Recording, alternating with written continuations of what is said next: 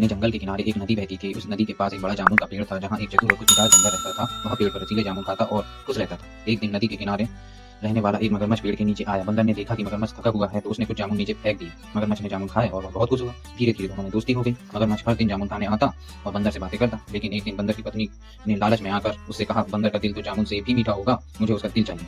मगरमच्छ अपनी पत्नी की बातों में आ गया। अगले दिन वह बंदर से बोला, मित्र, मेरी पत्नी ने तुम्हें घर बुलाना चाहती है, आओ मेरी पीठ पर बैठ जाओ, मैं तुम्हें नदी पार करा दूंगा। बंदर खुशी खुशी मगरमच्छ की पीठ पर बैठ गया। लेकिन जैसे ही वह नदी के बीच में पहुंचे, मगरमच्छ ने सच्चाई बता दी। बंदर तुरंत समझ गया कि उसे चालाकी से बचना होगा। उसने मुस्कुराते हुए कहा, अरे तुम्हें पहले ही बताना चाहिए था, मेरा दिल तो पेड़ पर टंगा है, चलो वापस चलते हैं, मैं उसे ले आता हूँ। मगरमच्छ उसकी बातों में आ गया और उसे वापस पेड़ के पास ले गया। बंदर फुर्ती से पेड़ पर चढ़ गया और हंसते हुए बोला, मूर्ख मगरमच्छ, दिल शरीर के अंदर होता है, अब जाओ और अपनी पत्नी को समझाओ। मगरमच्छ शर्मिंदा होकर लौट गया। बंदर ने समझदारी और चतुराई से अपनी जान बचाई।